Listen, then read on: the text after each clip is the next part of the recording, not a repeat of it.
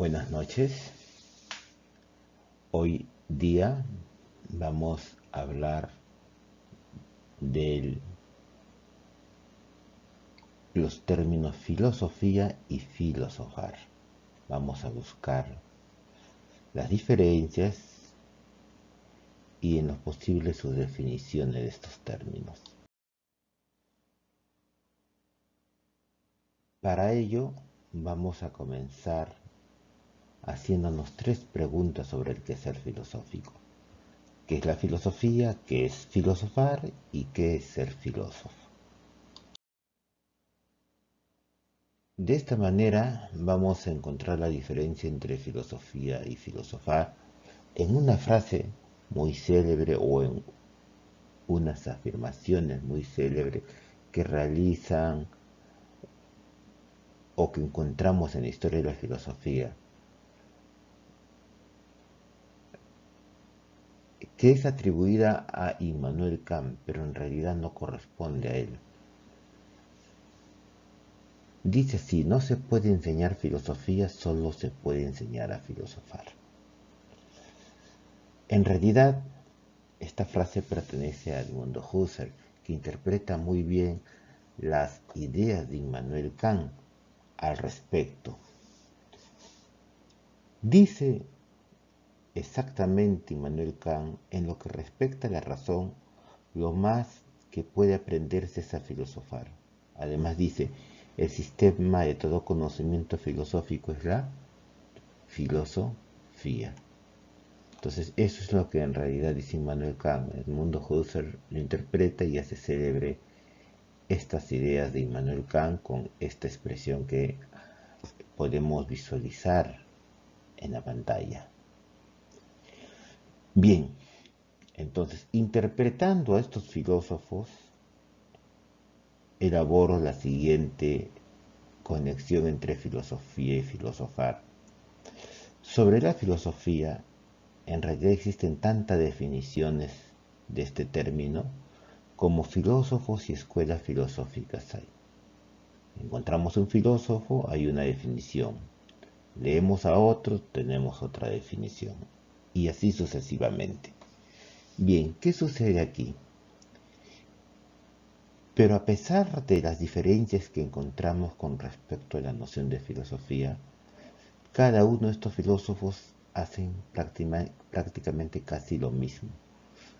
Y a eso que hacen se le llama filosofar. Por lo tanto, ¿qué es el filosofar? Desde mi punto de vista, es una actividad humana como cualquier otra que las personas pueden alcanzar con disciplina. Es decir, el filosofar vendría a ser una disciplina. Bien, a grosso modo podemos decir que la filosofía no se puede definir porque cada filósofo tiene su propia noción de filosofía y del quehacer filosófico. El filosofar sí lo podemos escudriñar, ¿no? Y es una actividad especulativa que involucra admirarse, contemplar, preguntar, responder, buscar y saber, entre otras cosas. Saber qué es la verdad. ¿Y qué es ser filósofo? Es que al hacer esta actividad el filósofo se convierte en un profesional de... ¿Por qué? Porque siempre anda indagando, buscando, hurgando sobre la realidad, sea esta material o espiritual. Y nos centramos de este modo en el filosofar. Evidentemente no se puede enseñar filosofía, solamente se puede aprender a filosofar, por lo tanto debemos averiguar qué es filosofar, lo acabamos de hacer, entonces hay que ver ahora cómo se puede filosofar, qué elementos o requisitos encontramos para filosofar. Y en realidad encontramos 5 requisitos principalmente para filosofar. Pueden haber más, inclusive menos, depende de los gustos. Toda actividad humana necesita un instrumento, una condición de uso, un objeto de estudio o de qué hacer y una finalidad u objetivo. Toda. Y para filosofar también necesitamos ello. El instrumento para filosofar es el logos en griego, razón en castellano. Si no te gusta el término logos, te invito a que busques otro término, pero siempre necesitamos un instrumento. Algunos dirán, no es la mente, no es el cerebro, no son las neuronas, no es la sinapsis que hacen las neuronas a través de sus dendritas y axones. Bueno, busquen ustedes el nombre que mejor les parezca, pero cualquier nombre que encuentren, ese es el instrumento que necesitamos para filosofar. Los griegos dijeron logos, fueron los primeros, y nosotros lo traducimos por razón. Luego tenemos una conditio sine qua non, es decir, una condición de uso necesaria para filosofar. Los griegos le llamaron eleutería, es decir, o eleuteria también, es decir, libertad. La razón se tiene que usar libremente para filosofar. Y el objeto de estudio para filosofar son los conceptos. Todos los conceptos que podamos imaginarnos son la preocupación de los filósofos, es decir, del filosofar. Nosotros encontramos la realidad llena de conceptos. Y la realidad misma es un concepto, preocupación de la filosofía. La realidad puede ser material o espiritual, conceptos. Materia y espíritu son conceptos que preocupan a la filosofía. Y las apreciaciones o calificaciones que hagamos de ellos, buena, mala, bella, horrible, sana, insana o insania o enferma, cualquier calificativo que demos son conceptos que son susceptibles de reflexión filosófica. Y veamos que en las actividades humanas vamos a encontrar siempre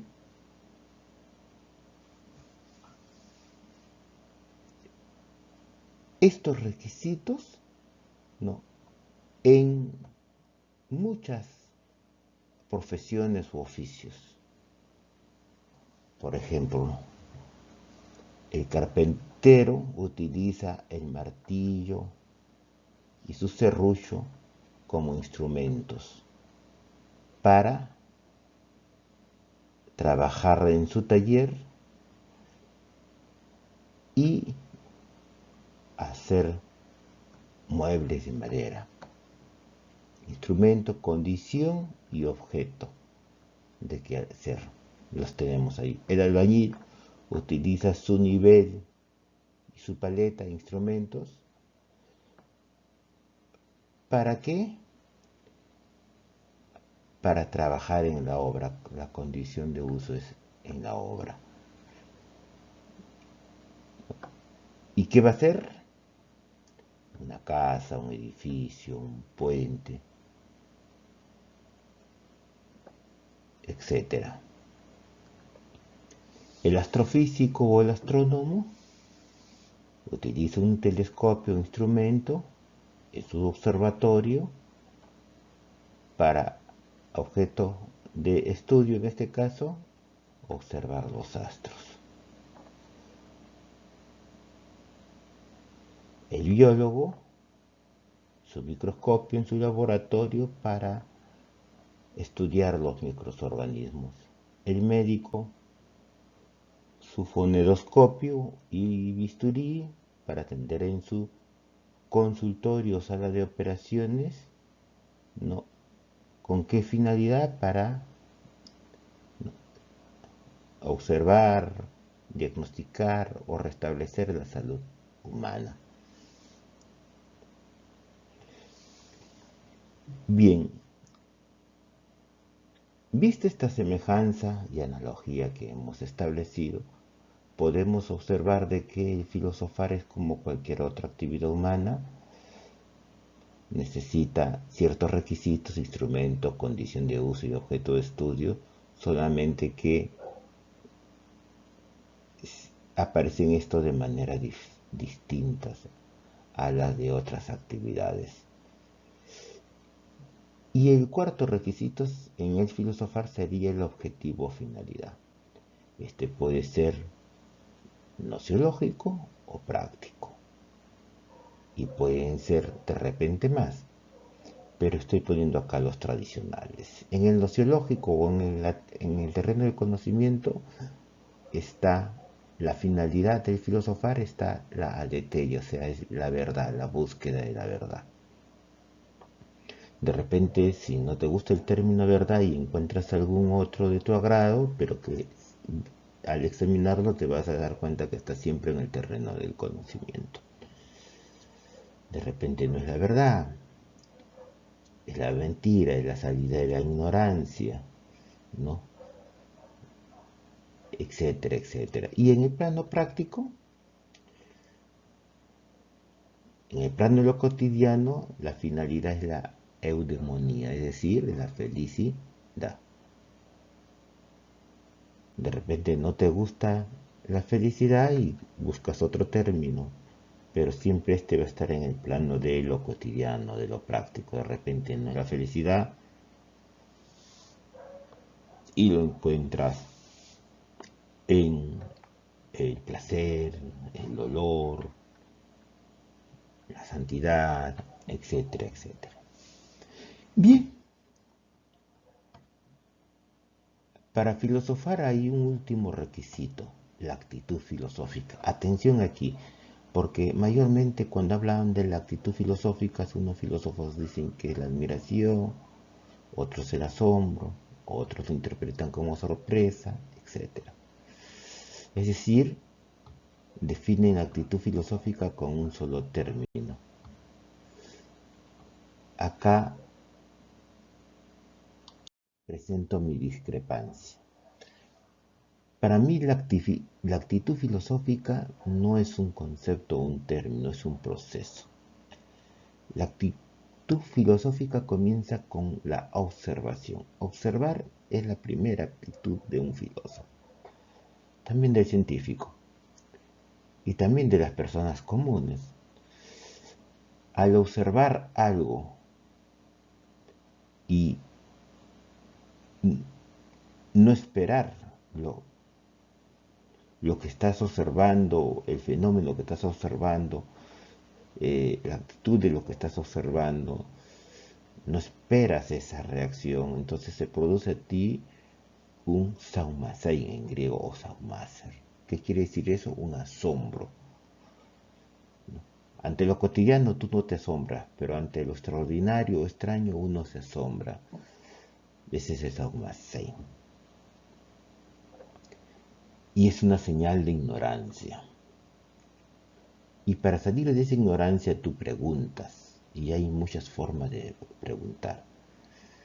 La primera es la búsqueda de información, qué, quién, cuál, cómo, dónde, y sigue.